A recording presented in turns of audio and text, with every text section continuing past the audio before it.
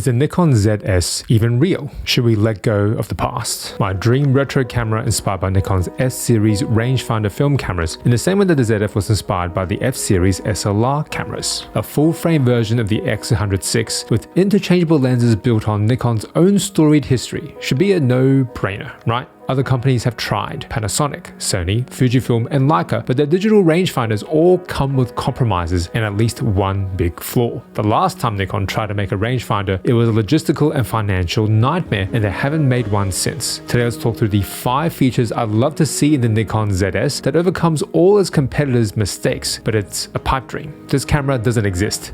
There's not even credible rumors. So along with what I want Nikon to do, I'll lay out what I'm afraid they'll do if the ZS ever makes it to market. One thing Nikon needs to do is release a new line of small retro lenses, and today I'm testing out a lens that would fit perfectly on the Nikon ZS. Thank you to Bokeh for sending me the lens for testing, and for an 8% discount code by using the links below. They're not sponsoring this video or have any input into its production, and as always, I have final edit. Hello, I'm Jack, scientist, street photographer. This is Bokeh therapy, and I used to be a lot more productive. Everything right now is piling up: grants, talks, lectures, and papers, and I'm just trying to write 1,000 words a day. But I never make it. School drop-offs, school pickups, and packing lunchboxes. Being a dad fills in all the spaces left in my calendar, and writing is hard. I don't have time to be staring at a blank page, and I can't believe how easy I had it back in the good old days.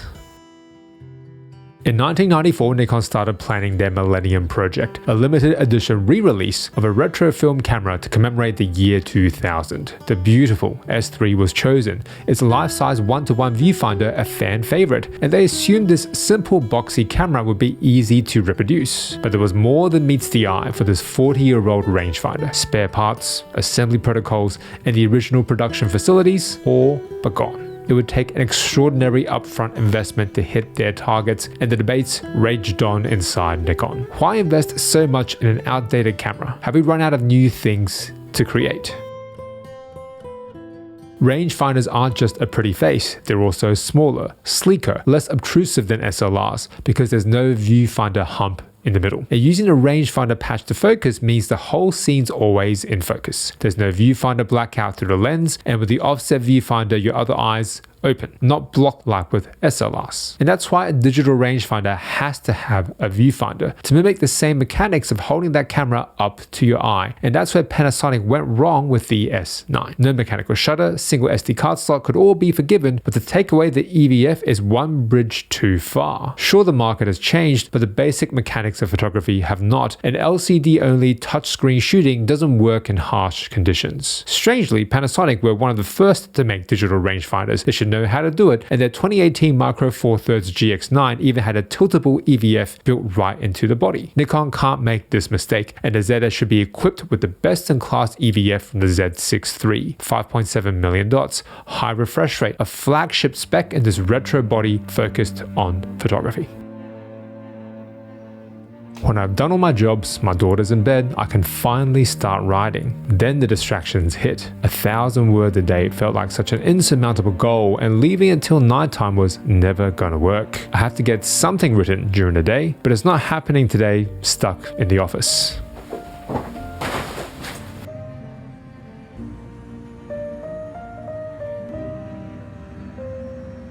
The Sony A7Cs are a big departure from the rest of Sony's full-frame lineup. Smaller, boxier. For the money, I think they're the best digital rangefinder released by any company in the last 5 years. The image quality is great. Autofocus, fantastic. But the EVF is small, there are fewer physical controls, and there's only one SD card slot. But for me, the biggest flaw lies in its shutter. It's not fully mechanical. Electronic front curtain only. And honestly, it's loud and very noticeable. None of the A7C sensors are stacked or even semi-stacked, so a silent shutter is unusable really, which is why I would love to see the Z6 III's semi-stacked sensor in the ZS. Fast scanning enough to use the electronic shutter, but still with a dampened mechanical shutter to avoid banding in LED lights. No compromises on image quality.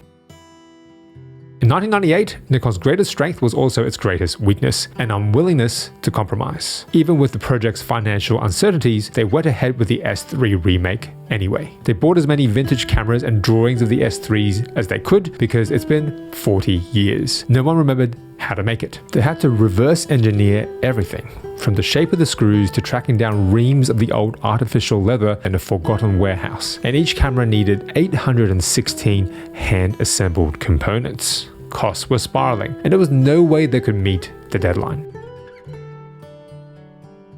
A company that's no stranger to delays is Fujifilm, and the X106 is still sold out worldwide. The hybrid optical electronic viewfinder in the X Pro 3 allows you to toggle between viewing modes at the flick of the switch, but this feature is a bug. The EVF curtain will eventually get stuck. You're taking a gamble every time you hit the OVF EVF toggle, but this mechanical fault is not the X Pro 3's biggest flaw. I personally love the X Pro 3's flip down screen. It fit my shooting style perfectly, but Fuji was excluding new shooters. People use their cameras in all sorts of ways. The camera industry is crumbling, and you need a screen that works for everyone. Panasonic uses it. Sony uses it. There's no need to reinvent the wheel on this one. What does need some reinventing though are Nikon's line of vintage style lenses.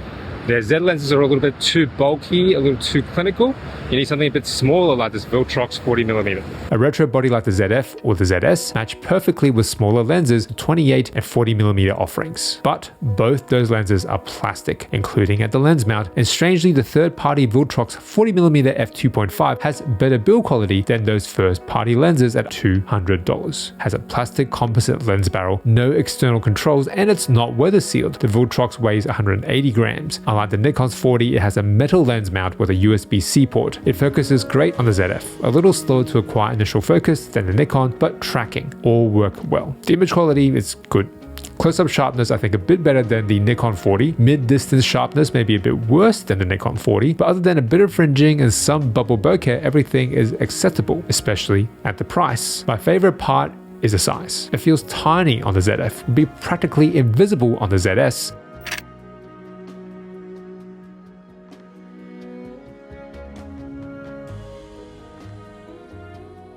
I hope Viltrox comes out with a whole series of smaller f2, f2.5 primes in different focal lengths for Z-mount. Third-party makers are quick, agile, free from the pressure of f1.2 lens roadmaps. They can be first to market.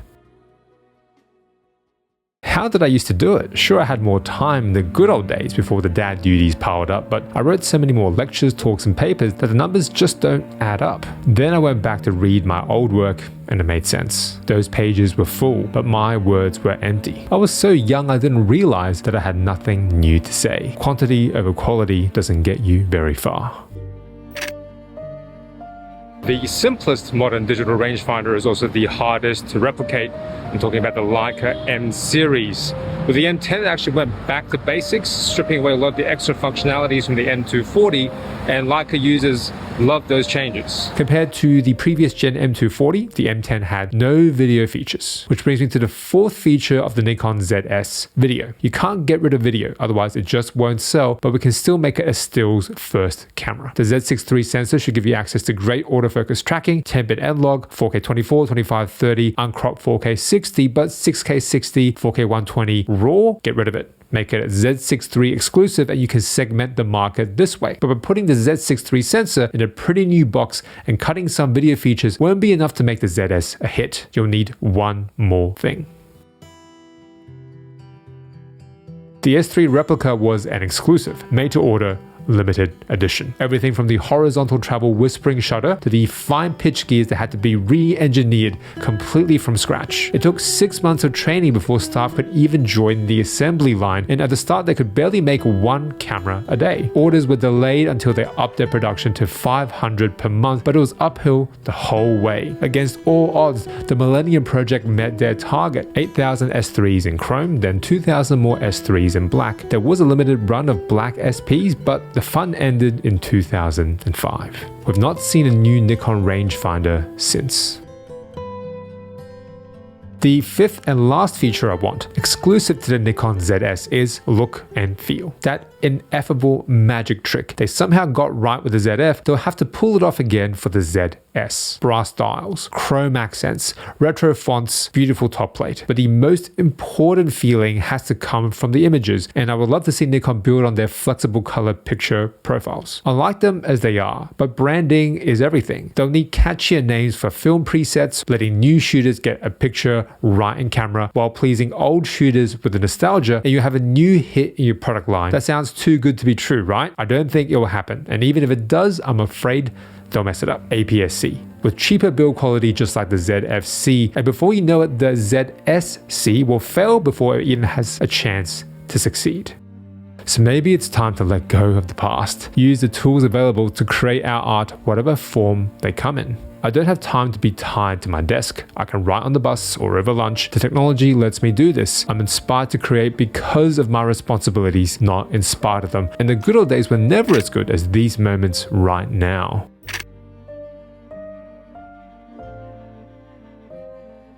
What's old is new again, and in the next video I'm going to look at an old lens in a familiar focal length. My long-term review of the Nikon 85mm f1.8s will be here when it's ready to go. I'm Jack, capturing the peace in each moment.